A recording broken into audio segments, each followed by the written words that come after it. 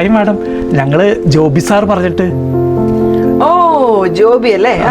Actually ഞാൻ നിങ്ങളെ wait ചെയ്തിരിക്കുമായിരുന്നു. അധികം സമയമൊന്നും എടുക്കുമല്ലോ? ചെറിയ ആടല്ലേ, നമുക്ക് പെട്ടെന്ന് തീർക്കാം. ഇതിനുശേഷം ഞങ്ങളുടെ വ്ളോഗേഴ്സിന്റെ ഒരു അവാർഡ് ദാന ഫംഗ്ഷൻ ഉണ്ട്, അതിനോട് എനിക്ക് അറ്റൻഡ് ചെയ്യണം കേട്ടോ. അതിനെന്താ, ഞങ്ങൾ ടപ്പ് ചെയ്ത് ശരിയാക്കി തരില്ലേ, എല്ലാം റെഡിയാക്കി തരും. ഈ സ്ഥലം എല്ലാം ഓക്കെ അല്ലേ?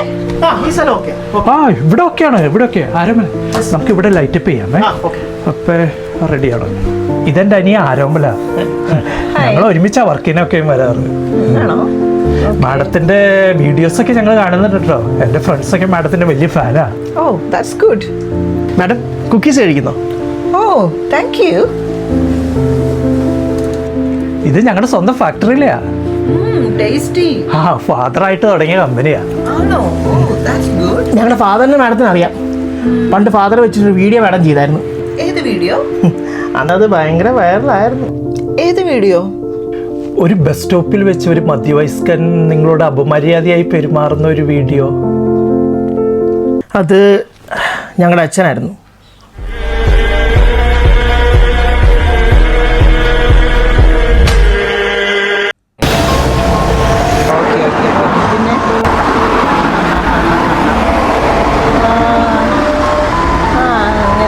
Excuse me. Hello.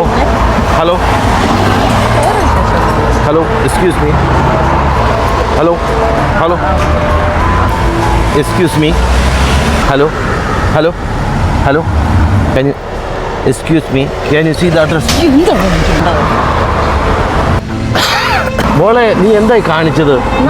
ഉണ്ടോടോ തനിക്ക്? പട്ടാപ്പകൽ ഒരു പെണ്ണിന് ഇവിടെ ചുമ്മാ ഒരു ബസ് സ്റ്റാൻഡിൽ നിൽക്കാൻ പോലും താനൊന്നും സമ്മതിക്കില്ല അല്ലേ? ഞാൻ ഈ അഡ്രസ് ഒന്ന് ചോദിച്ചത് മാത്രമേ ഉള്ളൂ. ഞാൻ കാണിച്ചു തരാം. ഇപ്പം ഞാൻ കാണിച്ചു തരാം. ഹലോ ഗൈസ്, ഇവിടെ ഇപ്പം വലിയൊരു സംഭവം അരങ്ങേറി. ഞാനിവിടെ ബസ് സ്റ്റാൻഡിൽ വന്ന് നിൽക്കുകയായിരുന്നു. ഇപ്പം കണ്ടോ ഈ മനുഷ്യനെ കണ്ടോ? ഇങ്ങനെ എന്തോട് ചെയ്തതെന്ന് നിങ്ങൾക്ക് മനസ്സിലായോ? ഇങ്ങനെ എന്താ നോക്ക് കണ്ടോ? വരുന്നുണ്ടോ? അങ്ങനെ വന്നിട്ട് എന്നെ തോണ്ടുന്നു. താൻ മിണ്ടാതിരിക്കടോ. നോക്കൂ ഗൈസ്, നോക്കൂ. ഇങ്ങനെയാണോ ഒരു സ്ത്രീക്ക് ഇവിടെ പട്ടാപ്പകല് ഒരു ബസ് സ്റ്റാൻഡിൽ വന്ന് നിൽക്കാനുള്ള സ്വാതന്ത്ര്യം ഇല്ല? ഇവനെ പോലെ ഉള്ളവന്മാരാണ്. നോക്ക്. Oh my days.